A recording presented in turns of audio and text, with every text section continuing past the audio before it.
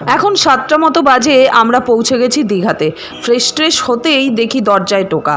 পাকুবাবু চলে এসছে। মনি, কী করছো তোমরা, কোথায় ঘুরতে যাবে? পাকুবাবুকে নিয়েই টিফিন সারতে গেলাম। লুচি, ছোলার ডাল, সাথে মিষ্টি। এবার দীঘাতে আসল জায়গায় কিন্তু চলে আসলাম। আমার সাজগোজ কেমন হয়েছে অবশ্যই কমেন্ট করে কিন্তু জানিও। অনেকেই প্রায় স্নান করতে নেমে গেছে, তবে আমরা এত তাড়াতাড়ি কিন্তু চান করতে নামবো না। আর ঘুরতে এসছি, একটু ভিডিও ফটো না তুললে হয়? আচ্ছা, তোমরা এবছর কোন মাসে দীঘা ঘুরতে গেছো বা যাবে অবশ্যই কমেন্ট করে কিন্তু জানিও। আমার বোন আর ভাই কিন্তু বসে গেছে স্নান করতে, আর আমরা চলে গেলাম একটু খাওয়া দাওয়া করতে।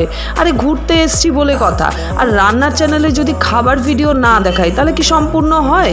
নিয়ে নিলাম একটা মটকা আইসক্রিম। খাওয়া দাওয়া সেরে আমার সারাদিনের 1 কাপ বরাদ্দ চা খেয়ে একটু নিজের সাথে সময় কাটানো।